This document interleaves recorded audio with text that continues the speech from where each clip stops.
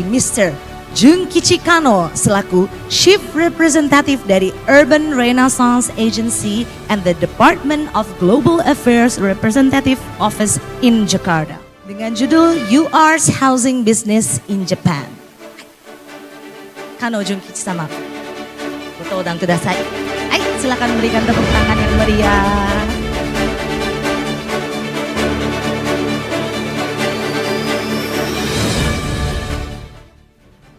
Good morning, ladies and gentlemen. Introduce myself. My name is Kanon from UR. I will do my presentation in Japanese. We are doing the business of the housing business in Japan. I'm doing the overseas business from UR department, and we from last year August we established an office in Jakarta. This is to have a cooperation with the local government, and from 2016 to 2019 we are involved in the project in transportation in urban areas. So we are providing the technology support.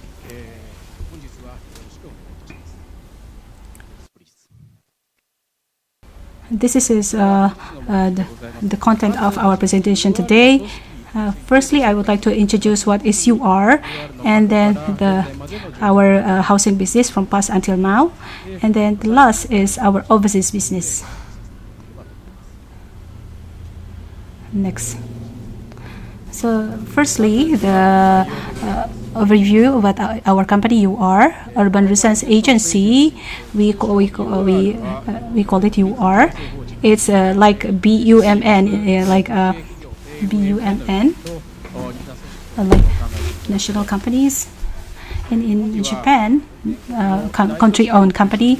So we have like offices, bases in the whole Japan, and overseas we have in Jakarta, Bangkok, Australia, and Sydney, and in Bangkok, and we were established in 1955 because in Japan there is a shortages of housing. So we were established as a Japan Housing Corporation, and in 2004, the name is changed to UR, Urban Renaissance Agency. Our yearly profit is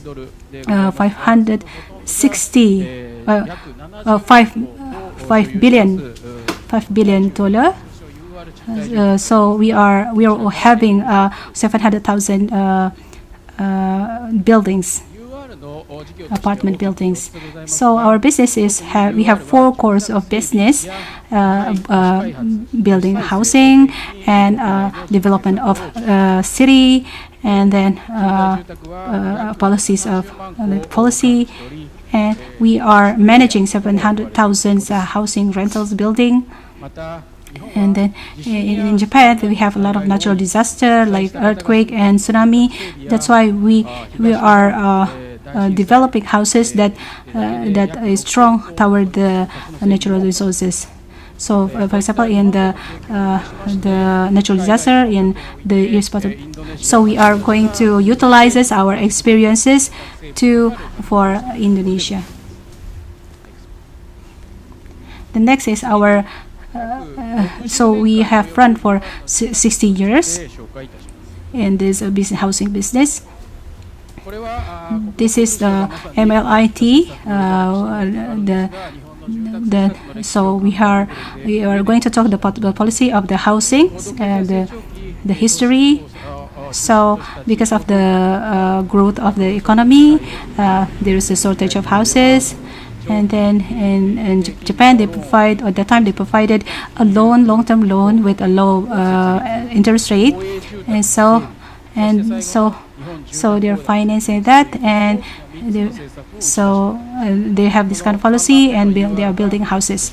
So to provide the houses, we are doing those rules, and we were established in 1955.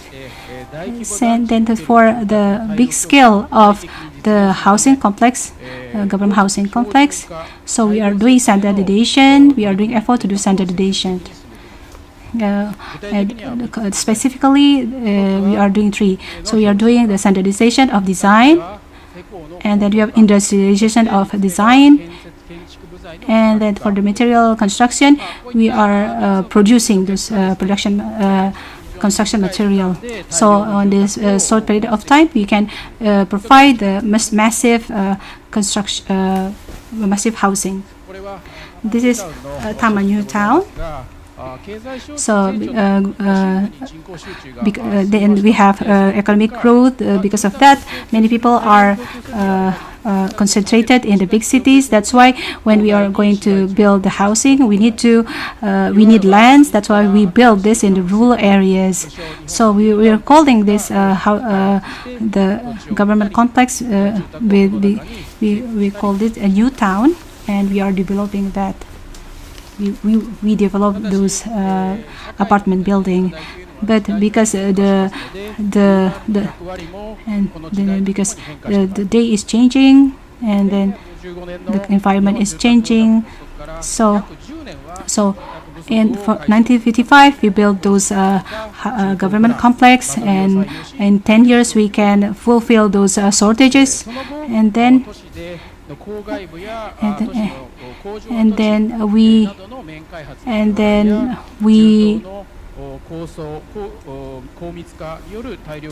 so we are providing, and from 1975 we are shifting the volume to the quality. So we are going to do the diversifications according to the customer's needs, and then because now because the shortages is, we already fulfill those shortages, and the needs is getting down. That's why we are shifting our business to our something else. And then here, this is UR. This is our project. We are doing renovation and rebuild. We rebuild the apartment building. So we are collaborating with Mujurushi for the renovation, for the and we are trying to build the environment itself to become like a family-friendly design. And so we do modification to fulfill many kinds of needs, variations of needs. For the old those apartment, before there was no elevator, so we provide elevator and slope. Next up. So this is the picture. This is the rebuild of the apartment building. So this is apartment building of Akabane.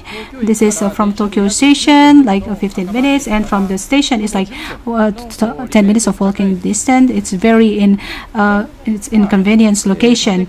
The left picture is before the rebuild, and it's 200,000 meters, and then there is 2,400 rooms in the 2,000 houses in the apartment. There are 2,400. And then because of the building is getting old, and there is a problem with the earthquake resistance, that's why we need to rebuild this building. And then as a result, we provided 2,776 room.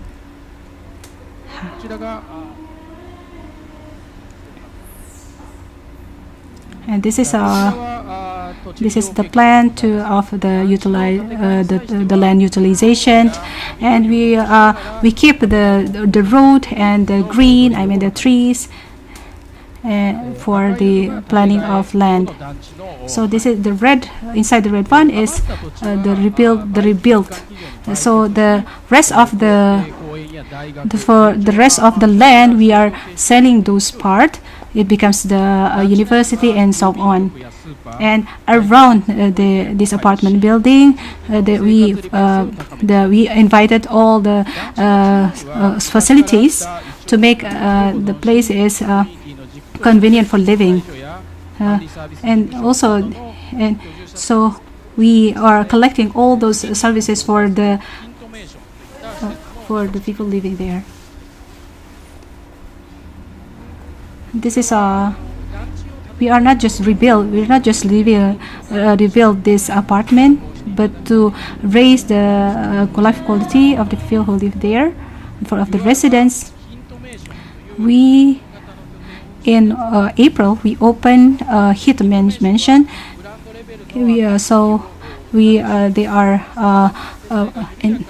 They are providing many kinds of activities to provide so that they can they can have activities together with the society who lives there. So when there is a natural disaster, they can know each other, and when in the kind of emergency, they can help each other. So various generations live and they mix. We are trying to realization a mixed community where they have communications with each other. And then lastly, the UR overseas business. I would like to explain about UR overseas business.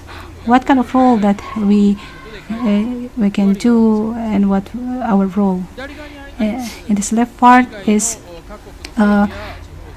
for every country. So we become partners with the governments of local government, central government of each countries, and all the companies, the local companies. So our cutting edge technology, we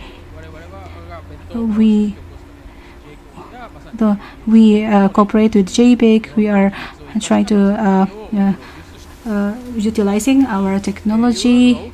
We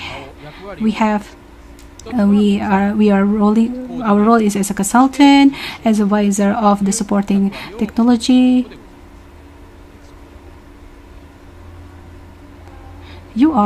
We from 1979 we do urban planning and then disaster prevention. So we are sending engineering to support the urban development. To Indonesia, to Thailand, we are sending our engineer. If there is a request from the whole world, so we are conducting training, and we are doing visitation. And last thing, finally. And so we want to utilize our knowledge regarding the constructions of the housing. We want to contribute to address the issues that are there in Indonesia. ご清聴ありがとうございました。取り任せマニアック。加納純吉様、ありがとうございました。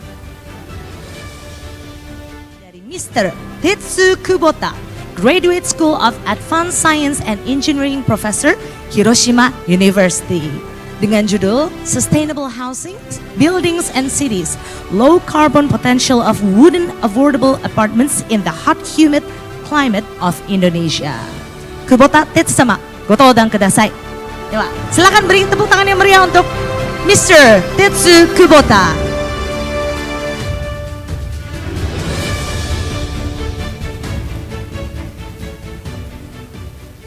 Very good morning, ladies and gentlemen. I'm Tetsu Kubota, Selamat pagi.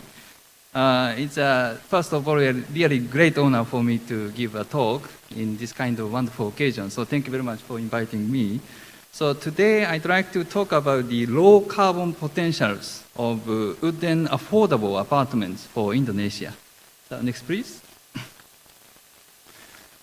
As you know, the wooden high-rise buildings are now becoming very popular in recent years.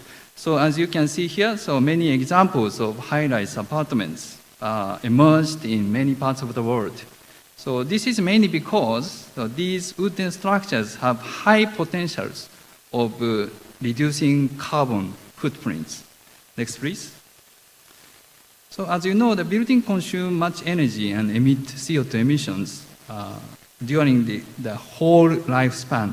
So from the material extraction to manufacturing, operation, until the demolition. Click one time. Yes, one more. One more. Thank you. Okay. So first, energy used for material extraction, manufacturing, maintenance, and demolition is so-called embodied energy. And energy for building operation is called, as you know, operational energy.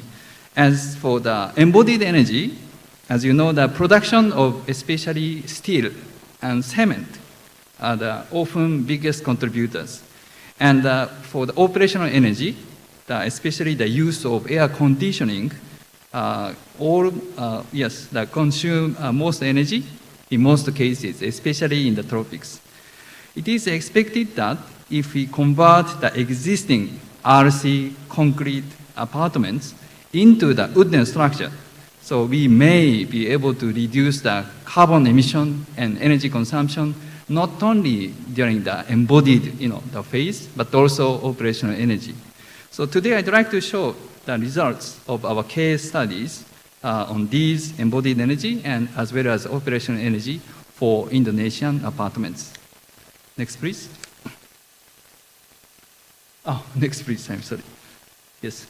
So first, we just estimated how much embodied energy can be reduced if we convert the existing RC Rusunawa apartment into a wooden structure. So this is targeted Rusunawa apartment located in the town of Tegalu, so which is considered to be very typical four-story apartment, as you can see here. So next, please. What we have done is to estimate simply the embodied energy in three different scenarios, as you can see here. The first scenario is the current conditions, which is the existing RC structure, and second scenario is the hybrid wooden structure. The living units are converted into the wooden structure, and while maintaining the RC core part, as you can see in the middle. And then the third scenario is the complete wooden structure, so literally complete, all wooden structure. And then we calculated the resulting embodied energy respectively. So next, please. And this shows the resulting material inventories in three different scenarios. So as expected, if we convert the RC Rusunawa building into wooden structure, we can dramatically reduce the amounts of concrete and steel as expected. And on the other hand, the amounts of several wooden materials, such as glulam and sawan wood, are increased, needless to say. Next, please.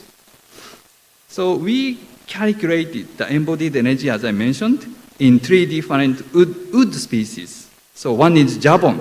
Jabon is the first growing domestic, the tree, and jati. Jati is the Indian teak wood. And also we use Japanese cedar tree, which is sugi in Japanese, for comparison purpose. So this shows resulting embodied energy, CO2 emissions, and also approximate construction costs as a reference. As expected, we can, if we convert the existing Rusunawa concrete apartment into hybrid wooden structure, as you can see here in the middle, so we can reduce the embodied energy by approximately 8 to 10%. And if we convert into complete wooden structure, we can further reduce the carbon emission by 10 to 11% further. So in total, so therefore, around 20% carbon reduction can be possible if we convert the present Rusunawa apartment into wooden structure, as you can see here. Although the material cost would be increased to a large extent, as you can see here in the bottom. Next, please. This is a short summary of the embodied energy estimation.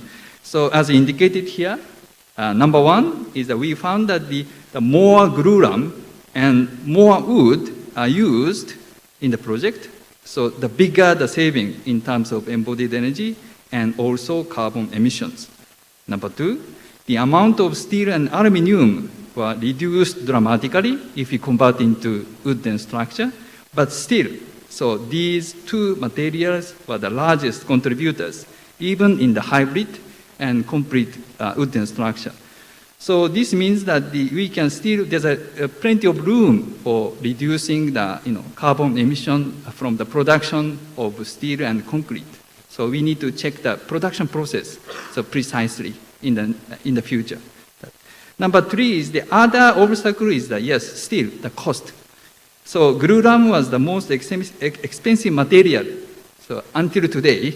So now the 37% more expensive than the steel. So we need to consider how best to reduce the cost, especially for this kind of wooden material in the future. So, but still, despite the high cost, so wooden construction clearly shows the high potential of embodied carbon reductions in our study. So this is number 1. Next, please. On the other hand, what will become of the indoor thermal conditions? So if we convert the existing Rusunawa into wooden structure. So this is also a very important question. So then we conducted the simulation, as you can see here, to see the resulting indoor thermal conditions in the same 4 scenarios. Scenario 1 is once again the existing the Rusunawa concrete structure.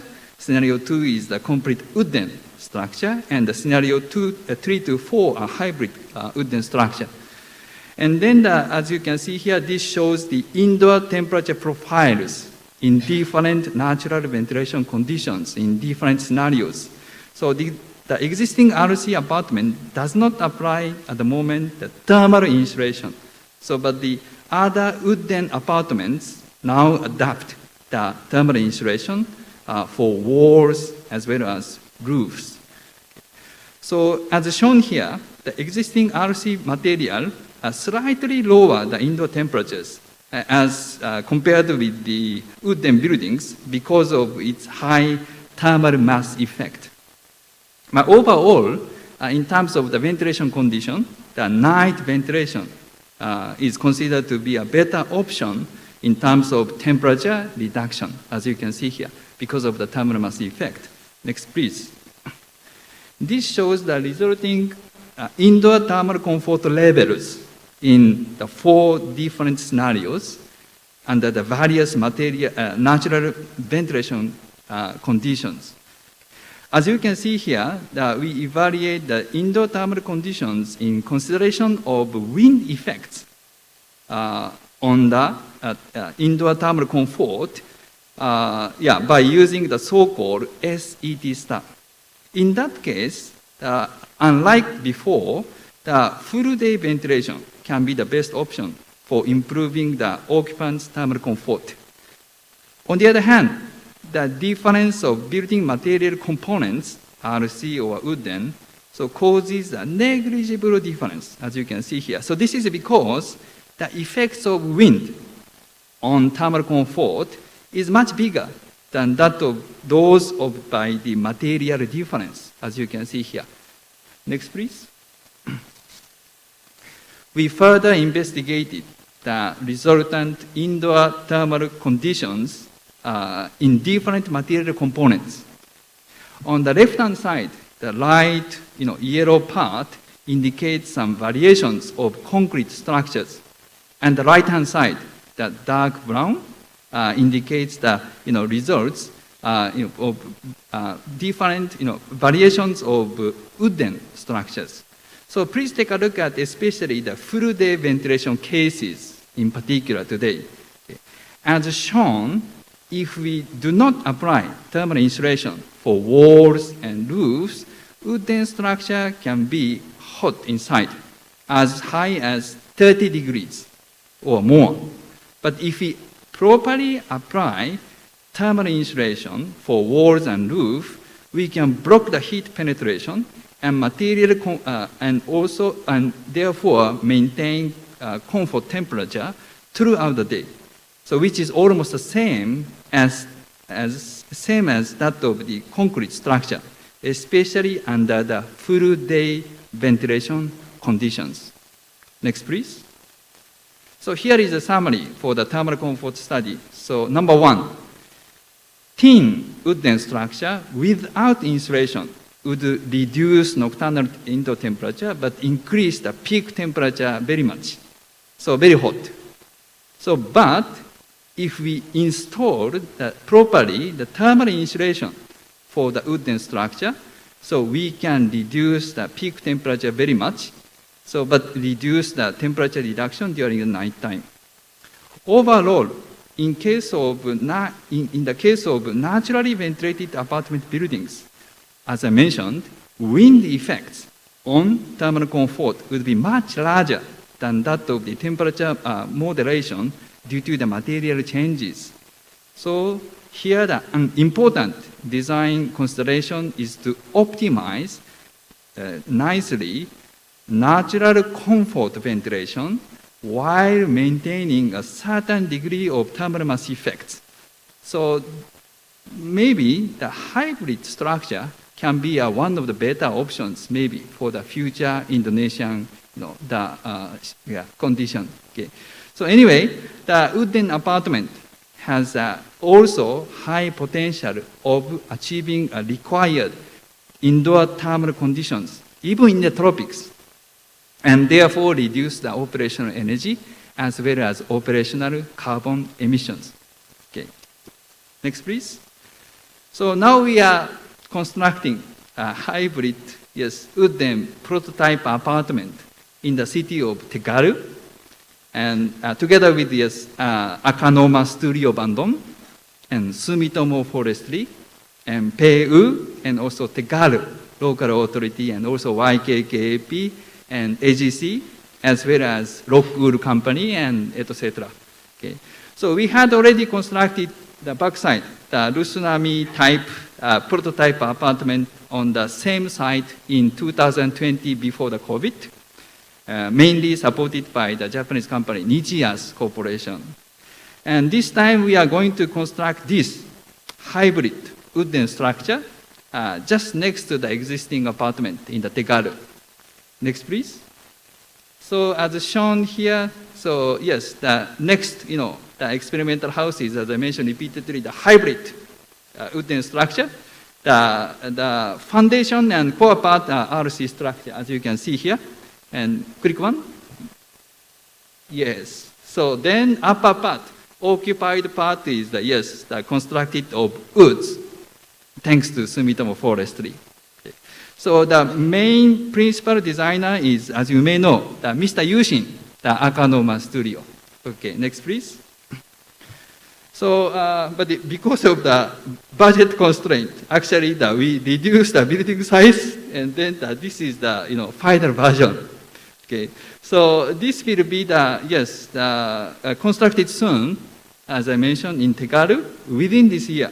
So I think this is going to be one of the pioneering projects of wooden apartments in Indonesia. So together with PU, we are going to propose this unique design as a prototype of low carbon Rusunawa future apartment.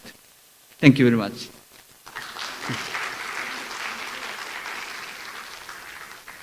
Kubota Tetsu sama, arigatou gozaimashita.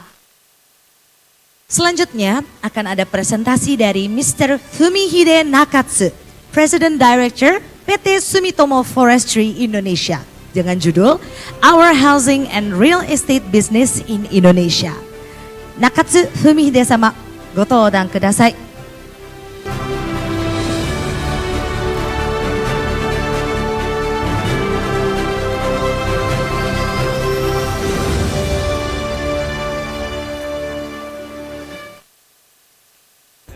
Good afternoon, everyone.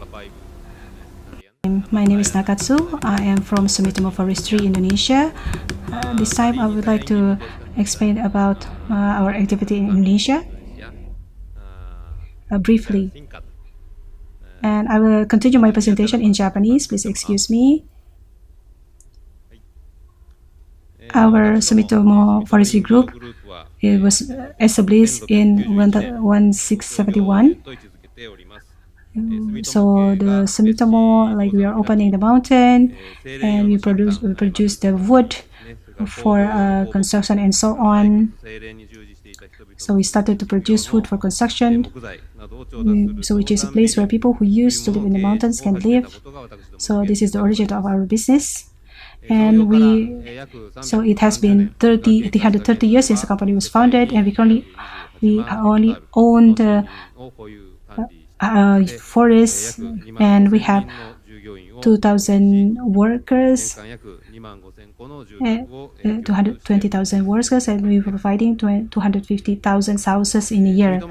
Sumitomo Group in February 2022, we are aiming to achieve the decarbonization society and SDGs 2030, looking forward to 2030 SDGs. So we are creating the long-term vision mission 2030. So we will provide value to the global environment, people's lives, society, cities, and economic activity, and we will make the earth suitable for all people and their lives, including future generations. We will create suitable lives for all of people. And this is our strength. And the forest and the wood, we are trying to add the value of them.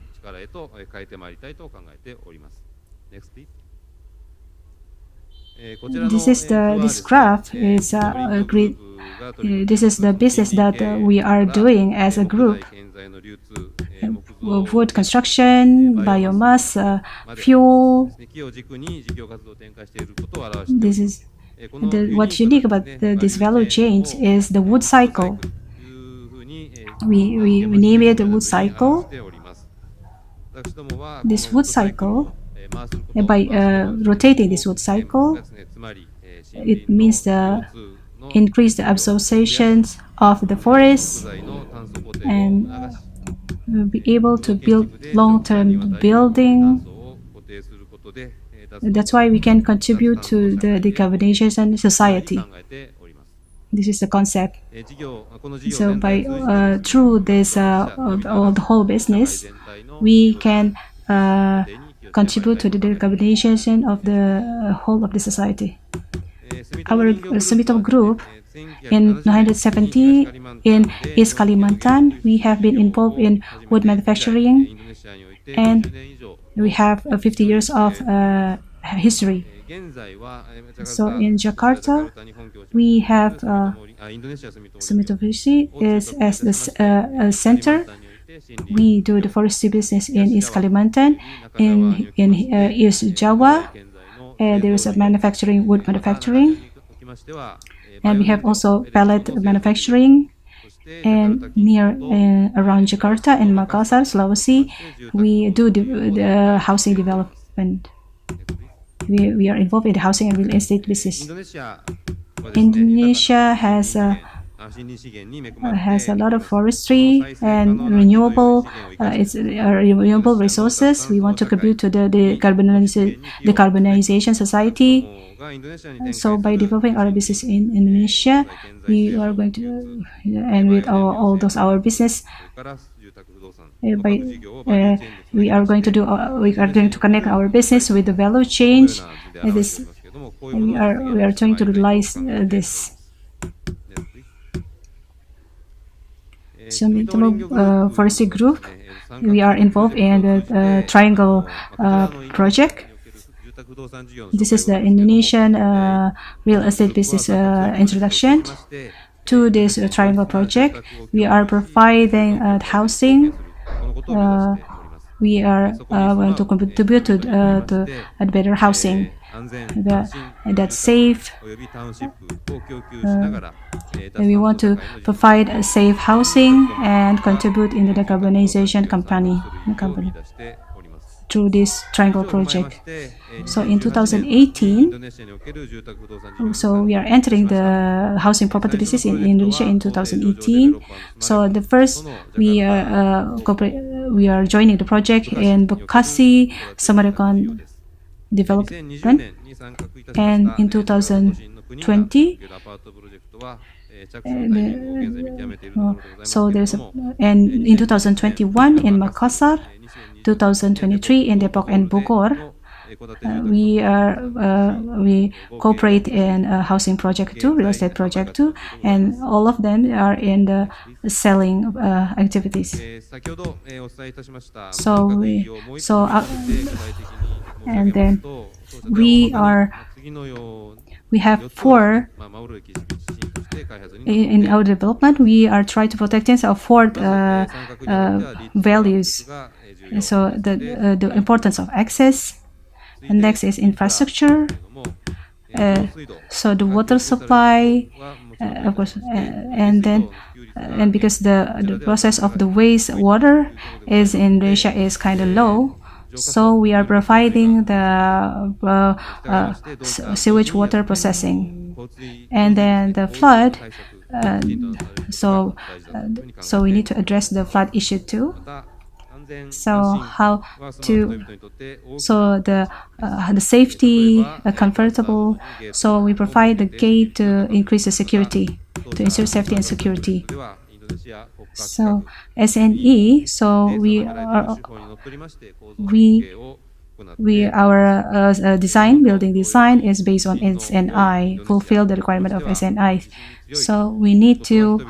So when we build a strong building from the earthquake, it means we protect lives and property. Finally, we aim to consider both suitably for the individual and so regarding the project in Makassar, IFC, International Financial Corporation. So we need to increase the energy efficiency. So in those triangle projects that we are participating, it's summarized in this table. Through our communications with our customers, and the combination, the terms, the comfortable.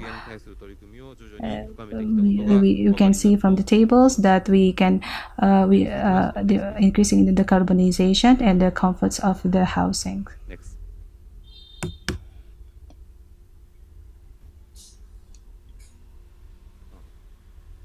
This one is Bekasi, our project in Bekasi. So the red bricks, and then it's 60 meters square. So to make it strong from the earthquake, from in the brick we put the steel. So and we designed it to prevent to make it strong from the flood too. This is Makassar project.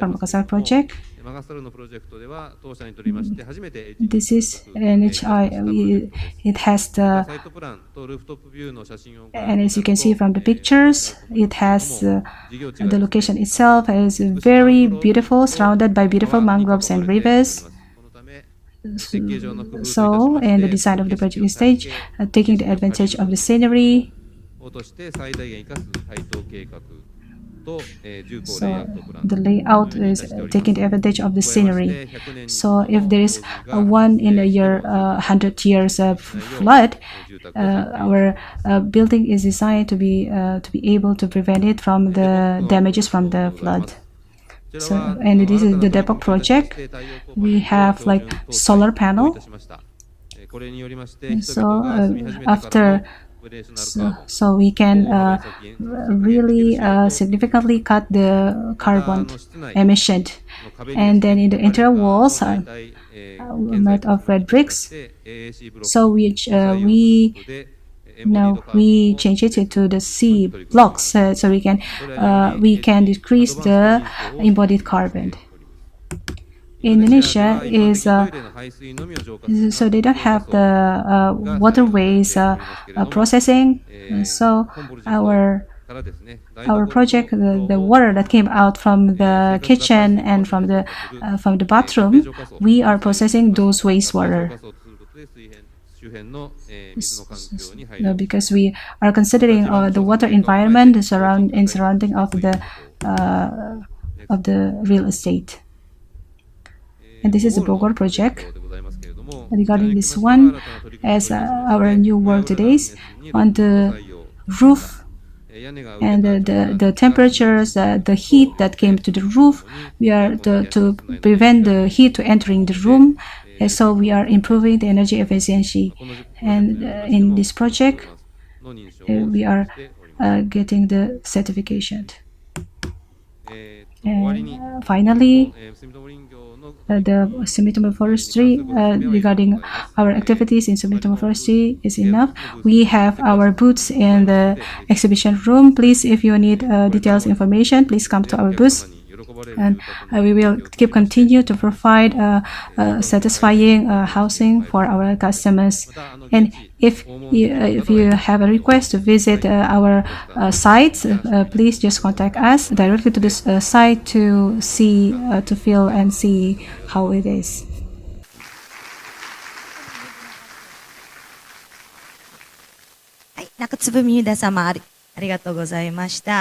Next will be presentation from Mr. Andang Rahmatri Amdani, General Manager of YKK-AP and RB Central Indonesia, with the title of Build a Better Society.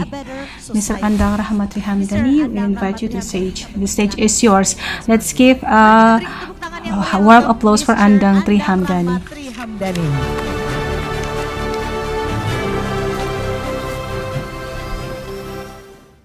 Good afternoon, ladies and gentlemen. Let me introduce myself. My name is Andang. I want to share about some of our initiatives from YKK-AP to produce a better environment and better and more comfortable environment. Next, firstly, I would like to introduce what is YKK-AP. So we are a manufacturing company for architectural components, because AP itself is an architectural product. Some Indonesian people are more familiar with YKK as a zipper company. We here is architectural manufacturing products. So we make door and window frames, as seen on this slide, and there are also products, exterior items such as canopies. Globally, initially we use aluminum material, but to answer some of regulations related to energy in buildings, we introduce material UPVC in several countries because UPVC has better thermal insulation. And to answer the more recent challenges, which are net zero buildings, we also introduce wood material for window frame.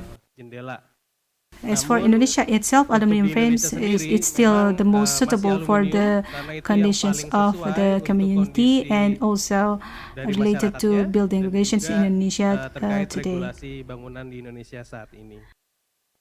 Next, for its own our history as YKK history, as we have started business in Indonesia in 1986. At the time, the name was YKK Alumico Indonesia, and in 2004 we changed our name to PT YKK-AP Indonesia until now. And in 1998 we established a window performance testing facility. We call it testing center. The first in Indonesia at the time, and if I'm not mistaken, until now is the only one in Indonesia. So we have this facility to test the performance of our product. And in 2018, we established the YKK-AP R&D Center in Indonesia. And for the products themselves, over time, we have evolved following the customers' demands and also technological developments. So if for the customers who are more familiar with our Zero Window or ProWin products, now we have a series called Madela, and also the Nexa series. And for last year, we released several products. If you look at the bottom right, there is a There's product on the right there. There's an entrance door for we call Frontera, and also canopy from aluminium that we call green roof. Usually the canopy is from iron and it can be rusty. So this one is from aluminium. And YKK IP Indonesia itself, we offer an integrated business process, starting from the research process product, product development, production, sales, and after sales, all done in Indonesia. We also have a team next to the field called Field Technical Service. The function itself is to guarantee the quality of our product until they are installed at the project location.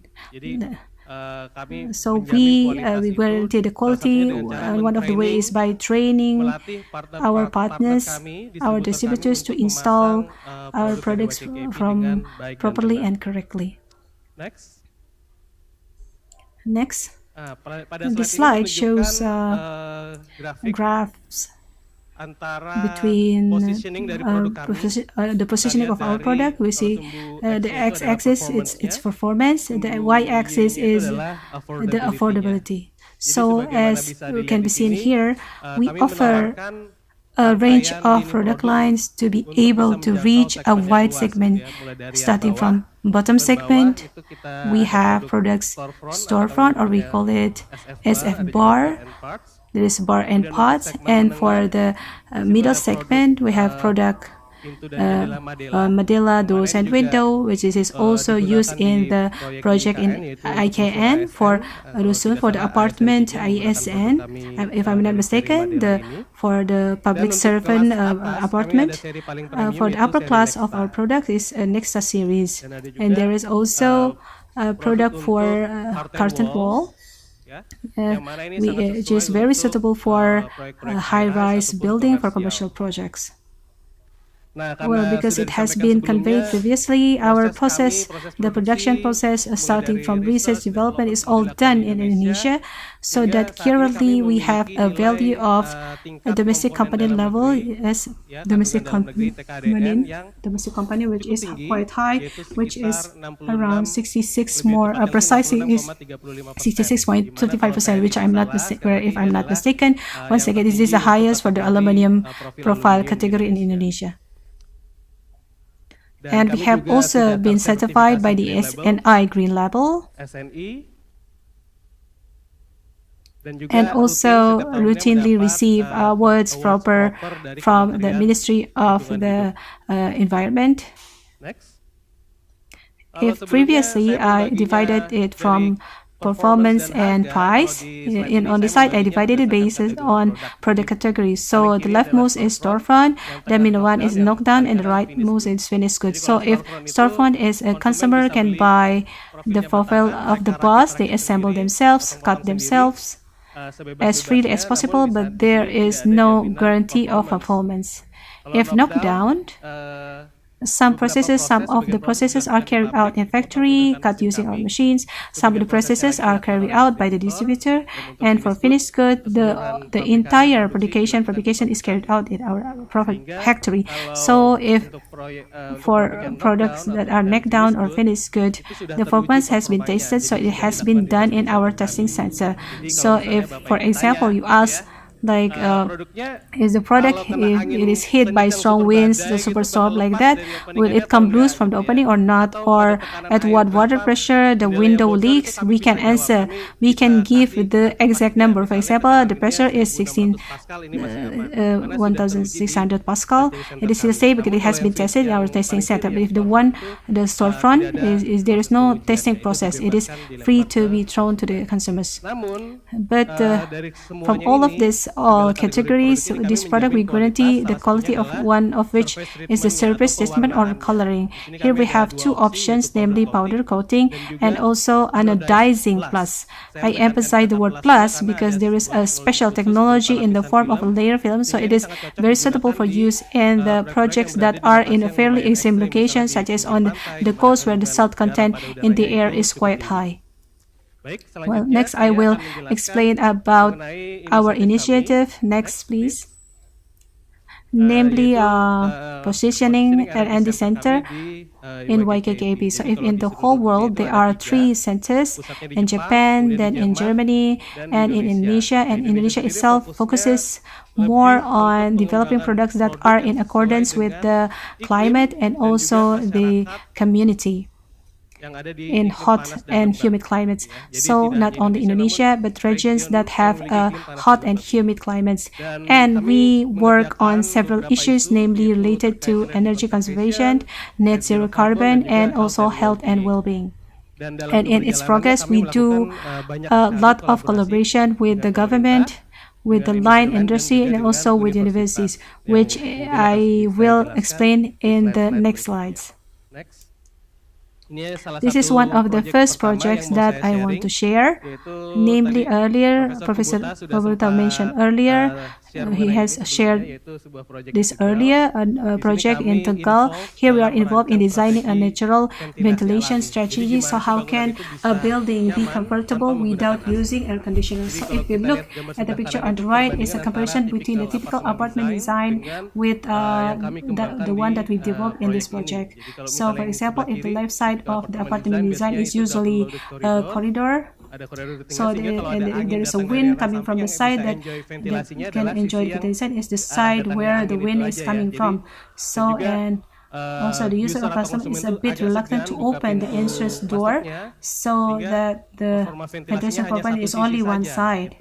So it's not good for the ventilation performance. On the right, we offer a concept using an atrium so that when the wind comes, it can pass through the atrium so that both sides of the wind and the left can get optimal ventilation. And we offer several products that are still prototypes, so they have not been mass-produced. And this is a performance-based window design where we arrange the configuration of the doors and windows so that natural ventilation is built optimally. Next. This project is quite special. It's very interesting because if previously the location was in the field, in the yard, you were very free to design a building for this project. The location is in Glodok in Jakarta. It's very dense. The client wanted to design an apartment or boarding houses with like dorm houses with natural ventilation. We collaborate with a professional architect. The name of this the studio is Prava. So because land is very narrow, the width is 9 meters and the length is 100 meters. So we offer strategy.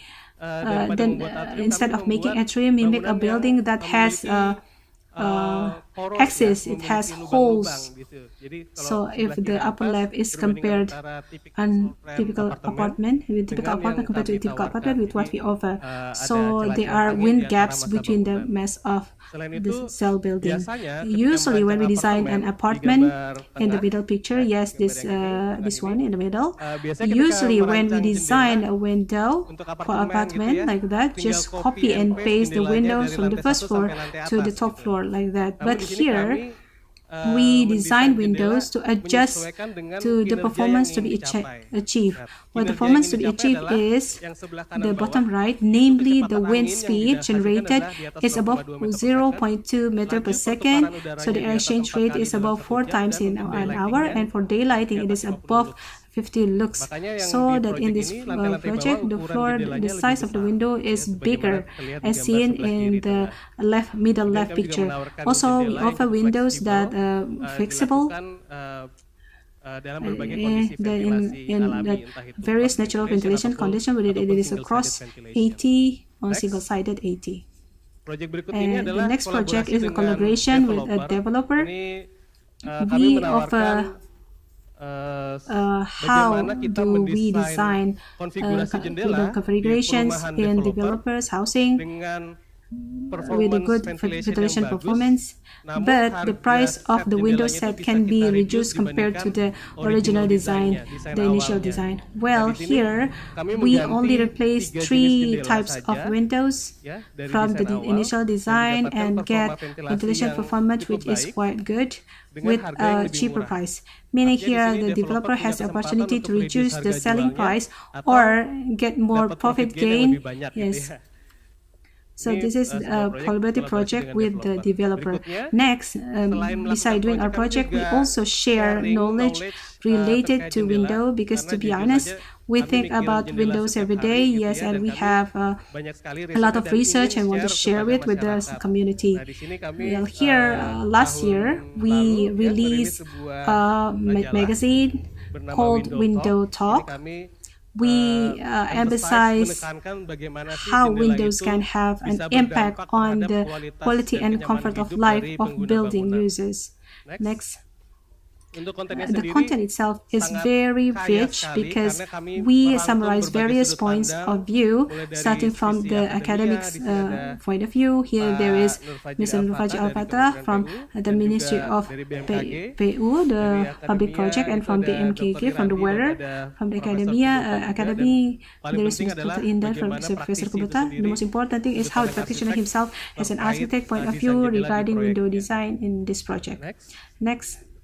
We also share some of our research results. For example, the one on the left is the wind conditions around the building. So it turns out that the wind condition around the building vary greatly. Some are up and down, left and right. And a common mistake made by designers is not adjusting the window design to the wind conditions. So if you look at the picture in the middle, that's for the ground floor, the wind cannot enter because it's blocked by the window leaves. So you can adjust the type of window according to the wind character zone around the building. And for the one on the right is for the developer projects for row houses like that. It turns out that if the wind direction is from various directions, the wind will come from the side. So we have to design how the window can catch the wind coming from the side. We call it a wind catcher windows. Next. And this is the last slide from me. I hope ladies and gentlemen can enjoy reading our window talk. This is a free magazine. It can be downloaded. You can download the digital version from our website. Thank you very much for your attention.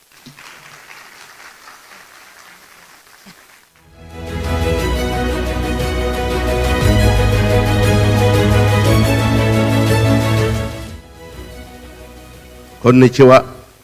Mr. Masaki Yasushi, Mr.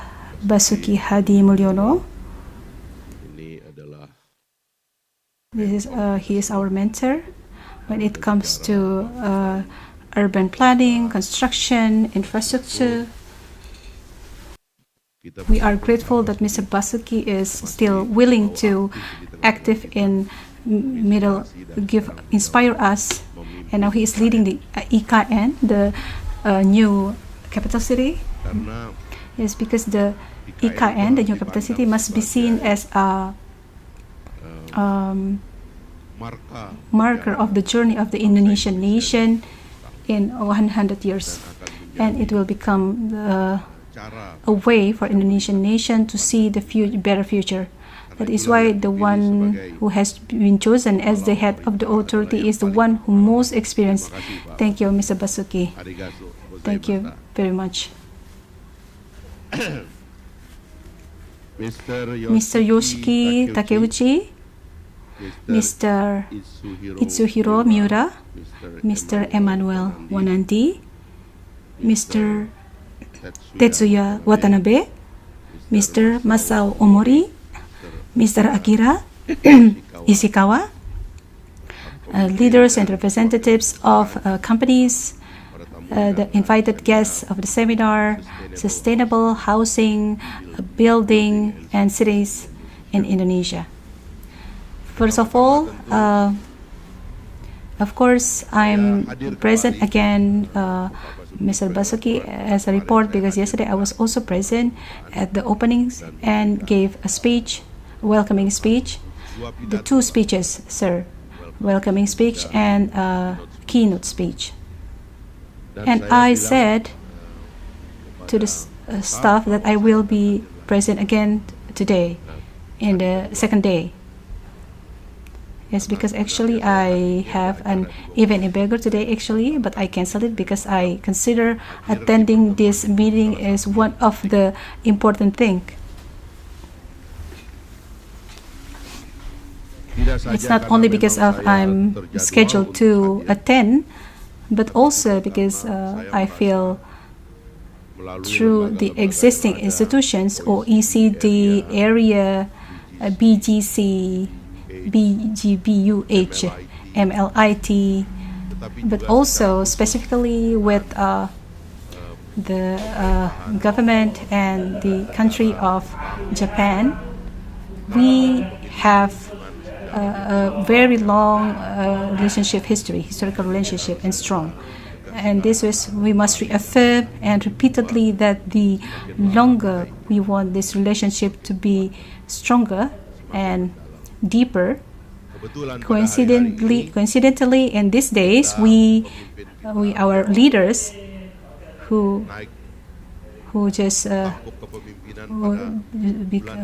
in the same month last year elected as then the Prime Minister Ishiba and our Mr. President Prabowo yesterday just met and reaffirmed that the relationship between Indonesia and Japan is very strong.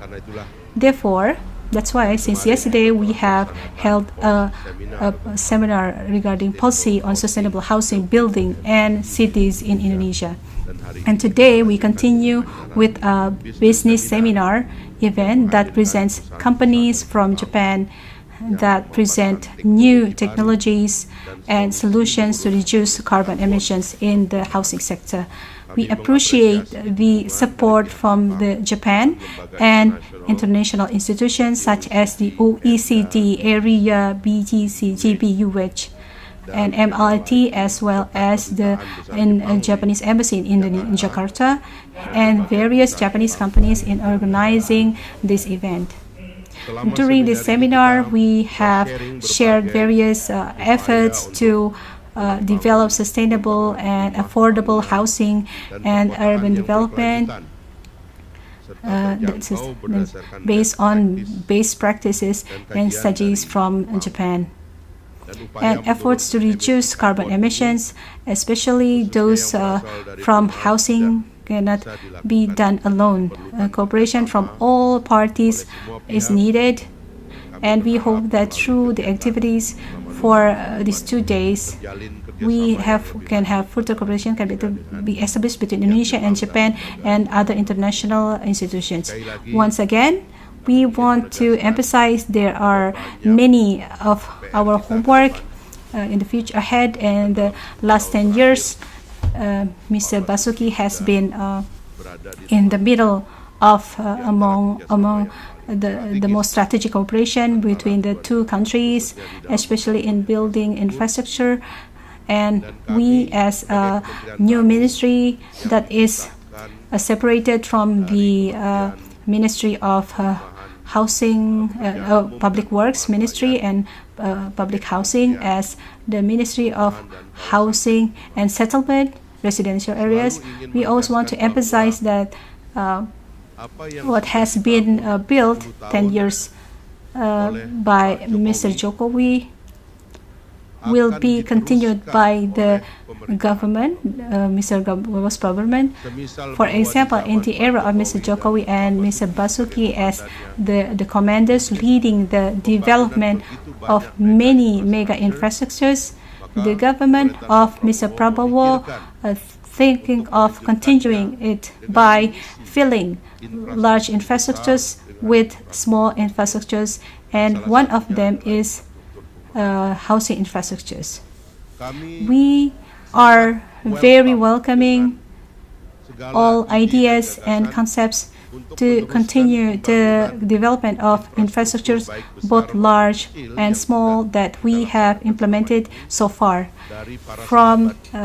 in France, from colleges from Japan. And we believe that Japan is one of our inspirations in building quality buildings, buildings with quality that are not only strong but also using high technology. And the last one, of course, as the theme of our seminar today, is a green building that is environmentally friendly, which can reduce carbon emission and other wisdom or policies that we have often enjoyed and felt if we go and visit Japan. Now, as the closing of the ministry, we have a very big, a very difficult homework that was mentioned by the President. We have a very big homework as a campaign, the promise to build 3 billion houses, 2 million in villages and 1 million in cities. The idea of building such a large house certainly requires cooperation from all parties. Yesterday, I already mentioned in the opening that many countries are interested. Countries in Gulf want to participate in the financing. Several countries that want to be involved in construction. There are Turkey, China, Russia, who was sit and talk with us. And since yesterday, we see the thinking of our political and business leaders, and Japan seems very keen in the context of technology, preserving the environment, creating low carbon emissions, buildings, creating healthy environment and good environment. One of the concerns of the Japanese side ahead. Once again, we are ready to welcome all of that and discuss it more technically. Therefore, I came to show that we are ready to build and work together, including other issues that have not been resolved. Mr. Basuki, I think as a former minister for 2 terms, I'm also ready to continue our conversation for collaboration and cooperation ahead. Once again, we express our gratitude to all parties who have participated, who is participating. Hopefully, what we discussed today, these 2 days, it will be our capital to strengthen cooperation between the 2 countries to serve our people and nation. And thank you very much. Selanjutnya akan ada presentasi dari Mr. Yohei Yamaguchi, Senior Officer, Senior General Manager Marketing Division, Obayashi Corporation, dengan judul Towards the Realization of a Carbon Neutral and Well-being Society. Yamaguchi Yohei-sama, gotodan kudasai. Good afternoon. I came from Obayashi Corporation, from the sales department. My name is Yamaguchi. I would like to thank you for the opportunity to the presentations about our company's project. Firstly, I will try to explain based on this agenda. I will do my presentation based on the condition. Firstly, I would like to introduce my company. So we were established in 1982. We are established in Japan, and we have our companies in 16 countries now. We have 2.3 trillions and of revenues of sales, and we have 70,000 employers, and 8% of them are engineering. So we are a construction company. Next. So inside Japan and North America, and Asia, so we are doing our business in those areas. In Indonesia, in 1966, we are doing the development of the Sarinah department store, and in 1972 we established Jaya Obayashi. So it becomes the 53 years now. So we are participating in the LRT construction. So we are contributing in the Indonesian development. So Jaya Obayashi, we adopt a system working in Japan system. So for those who are graduated from Indonesian universities, we give them 15 months training opportunities to Japan. So we are sending them as an engineers to learn for 3 years in Japan, and after a few years, after they get the certification, so we are welcoming them as as a full-time worker in my company, if they want to return to JOBAYASI, to their home country, so we are giving them a career path as a manager in JOBAYASI. So because in Japan there's a shortages of the human resources. So with this by this system, we have like so we can address this kind of issue. So our group is construction, civil, real estate, and new business and renewable energy, and then overseas. So we have 5 pillars of businesses. For the sustainability community to carbon neutral and well-being, we are focusing on this field, on this area. Regarding carbon neutral, I would like to give some explanation. Carbon neutral, to realize a carbon neutral, renewable energy development, the material construction, and then decarbonization is important. We think that is important. And regarding the wooden construction, in our group, in wood division, the circular wooden structure. So as well-being as the point for the decarbonization, because the old wood, they cannot absorb a lot of the carbon.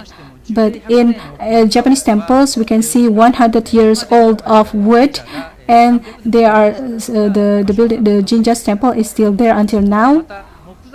And then the wood, they can keep the CO2, the carbon is inside the building. So we call that the wooden structure as the second forest. So, and then after we take off we cut the trees, so we plant the new trees, so it becomes renewable. So for the circular wooden structure,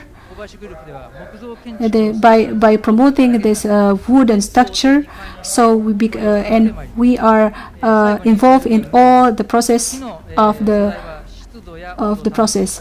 So the wood, they can maintain humidity, temperature, they can absorb sound, and then it has a relaxed effect, and it will be good for our health. So the wooden structure give happiness. So this is the real cases. The first is Kansai Expo. This is the symbol, 75 kilometer, 20 meter. So this is a wooden structure. All the pillars, it's adopting the Japanese traditional method, like temple, Japanese temple. So we are cooperating from the wood itself. We got those wood from CLT, a timber company. So this is the next project. This is 11th floor high building, and then the pillars, floor, and then the ceiling, all of them using wooden. And so it's compared to the normal building, we can realize the 15% under 50% and under energy. So people may be pointing out that wooden structure will be high cost, but compared to the existing building, because we are doing this hybrid so we can realize reasonable building by using the hybrid structure. So from the 7th floor and onward, above, using concrete. So it becomes like the highest building with wooden structure, and is with the height of 170 meters, excuse me. So for carbon neutral, this is the methods that we use to realize the carbon neutral. So a lot of method, module, prehab, non-structure unit, the decarbonization, robot, DX, and so we are working on this perspective.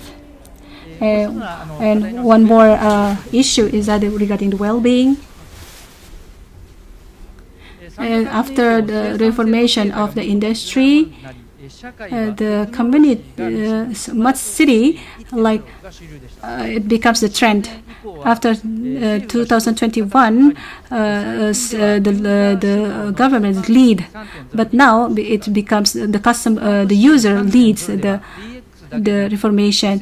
Now not DX but EX, sustainability transformation.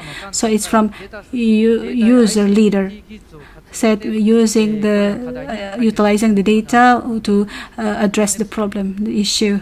In our company, the characteristics of every data and the data behavioral and so we try to analyze the difference.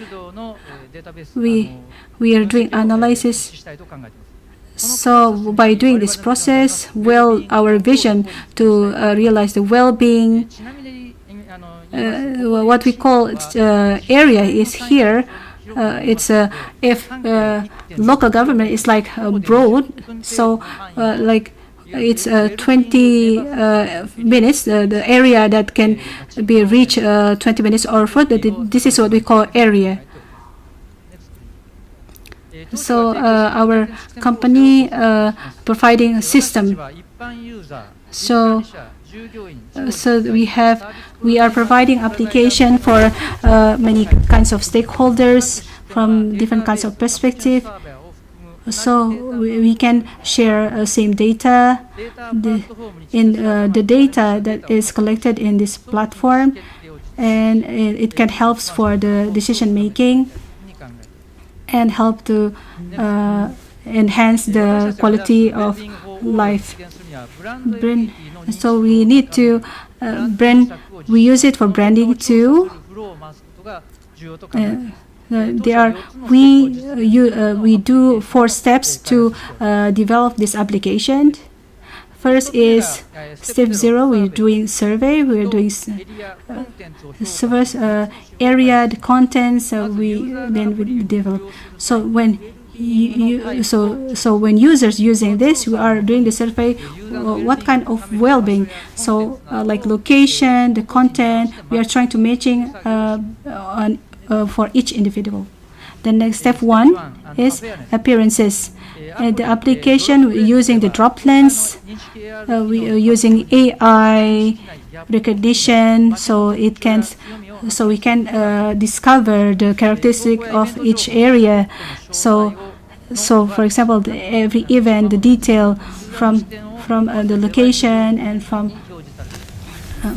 So by using application with that. In coincidence, the user can do the branding of the area. So for example, for offices, for their empty spaces, for people, they can use the empty spaces if they want.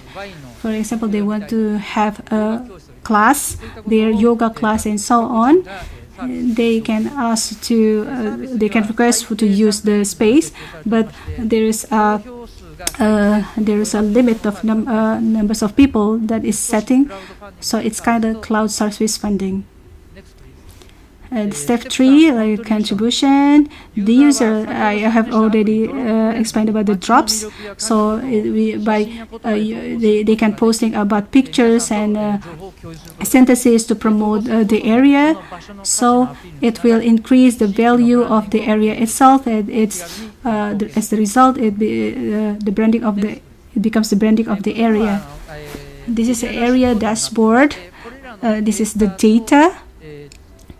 And it's based on the survey, so from various data sources, and it's collected in this dashboard. So from here we can understand the characteristic of the area. And for the next step is that the area we are able to contribute to the area, and it's also the same area dashboard, but regarding the detail I will skip it. And finally, there is a place to experience our system, and this 2025 spring, there will be Osaka Expo, and this is our pavilion. This is Smart Sea Platformer Pavilion. This is our pavilion. So we are using the art medium. So we are going to introduce user lead system. So for all the visitors, we ask them to download our application. And this is the last thing. So this is a new business that we are developing. This is elevator in outer space, and we fly them to the outer space, like 96,000 kilometers. We are targeting 2050 to realize this. If you want to order this, please contact us. Thank you very much. 山口洋平様、ありがとうございました。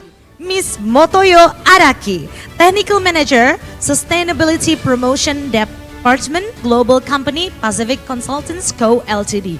Dengan judul Urban Planning Towards Resilient City Against Water Disaster. Araki Motoyo sama, ご登壇ください。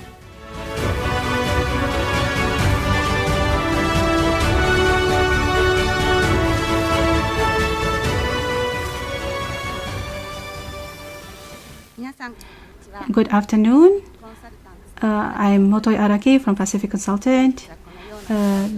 Today, thank you for giving me these opportunities. I feel honored.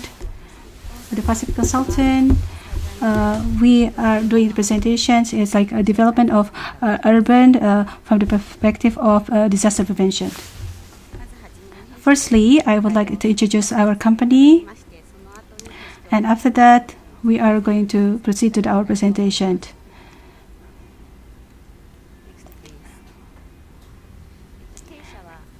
Our company was born in Japan. It established. We have 2,000 employers, and 1,300 is engineer. 1,300 of them are engineers, and we are doing 4,000 projects inside and outside Japan. This is our homepage. We update this our page lately. So please, if you have time, please check our website. Here, I would like to introduce our company's history. The Pacific Consultant, established in 1951, was established in Japan as an American company, and in 1954 became a Japanese company. Originally, it's restoration after the World War II in Japan. So we are doing a lot of national project for restoration. And then these days, so we are doing a lot of projects abroad. Here is this our field of project: IT, construction, and civil engineering. We are cover almost all of those fields, and also finance, business service. Like this, we are covering abroad services. From the starting of the project, the operational maintenance, we are providing the total solutions. So when we are expanding our business, we are focusing on service. So this is our global network in Asia, Indonesia, and we have branches in some spots, and we are working with engineering consultant in various countries. And in America, we have Connected Park. We are using the big data. We are developing a road monitoring system. So Japanese technology, not in. So we are expanding our technology not only in Japan but also abroad. So this is brief explanation about our company. Okay, next is so the approach to develop the city as to be resilient toward the disaster. In 2013, in November, a big typhoon is attacking Philippines, and then there are 8,000 people died in this disaster, and It was huge disaster. And from JICA, we receive an order to do the restoration project here, how to create a safe, to change it to become a safe city. Here in the Philippines, we are doing the restoration. So we are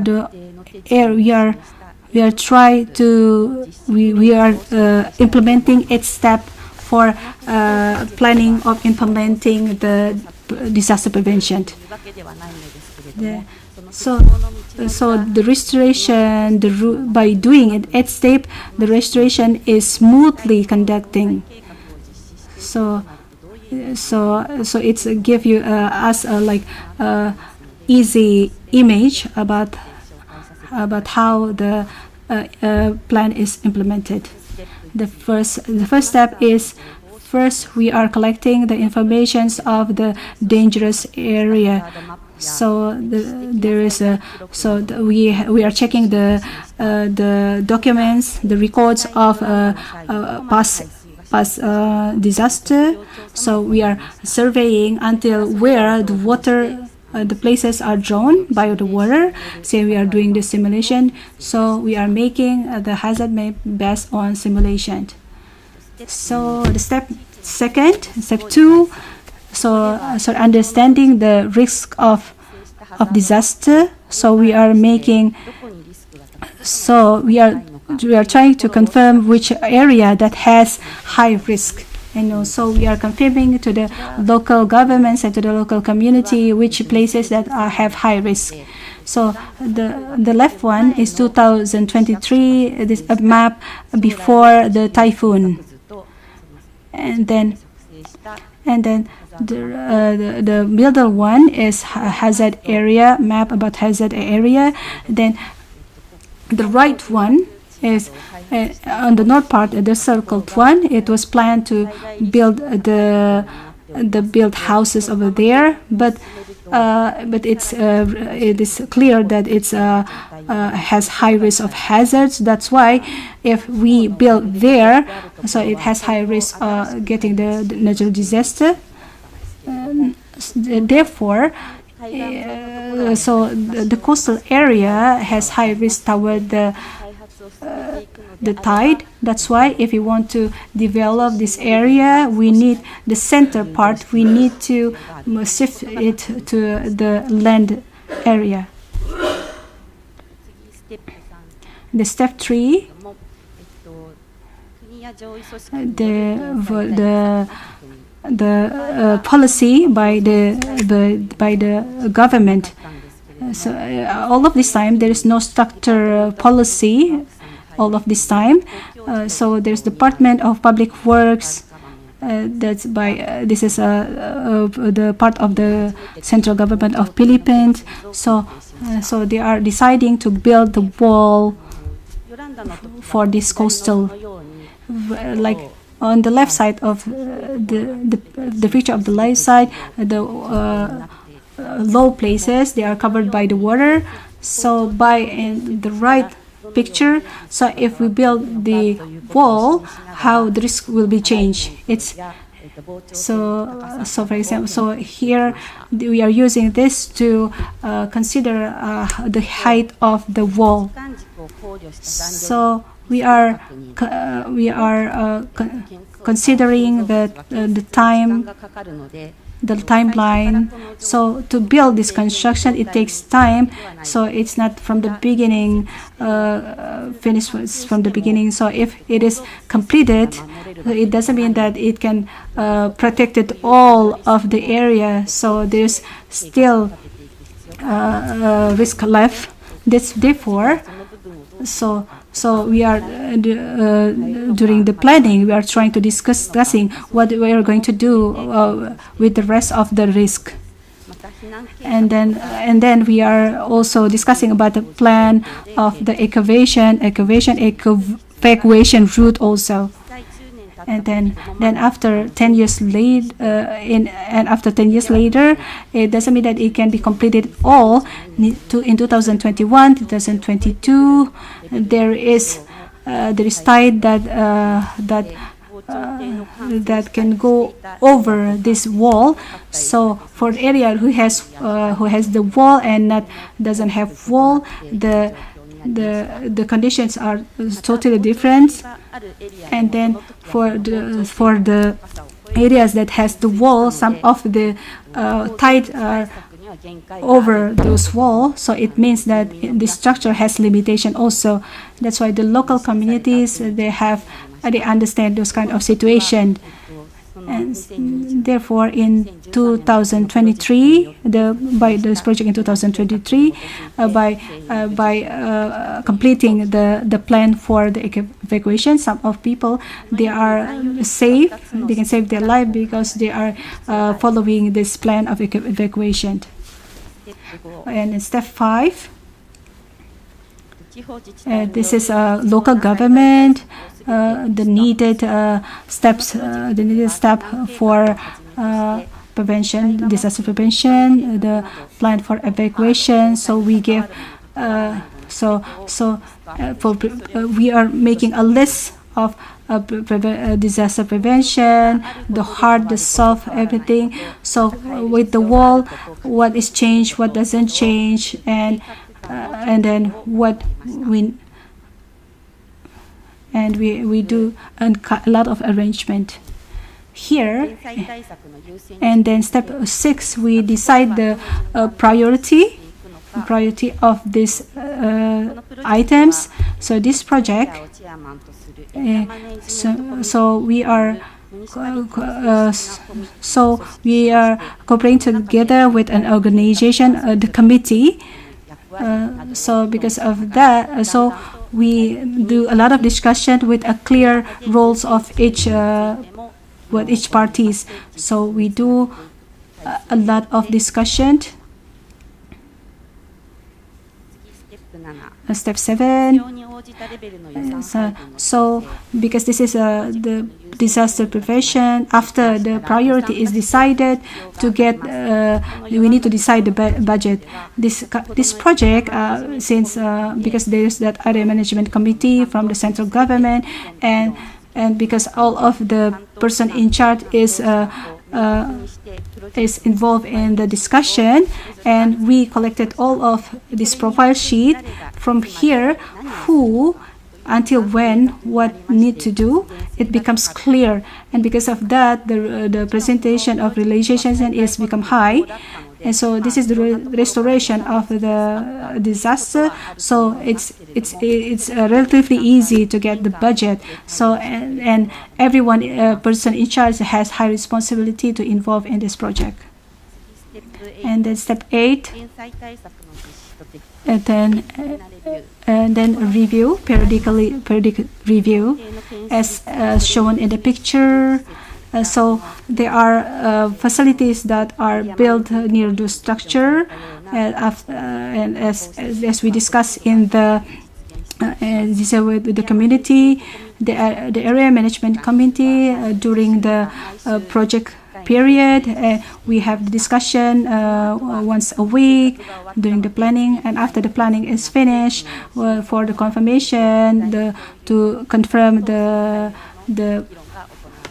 process, once a month we have a meeting to do discussion. And during the corona, we temporarily stopped this, but now it has already all completed, and in the future we need to discuss regarding the operation and the maintenance. If this is the disaster prevention plan, so we need to do monitoring and do periodically review to do improvement. And this is finally, now it's how's the situation. The wall they can protect the local people from those two tides, and so they are really welcoming this wall.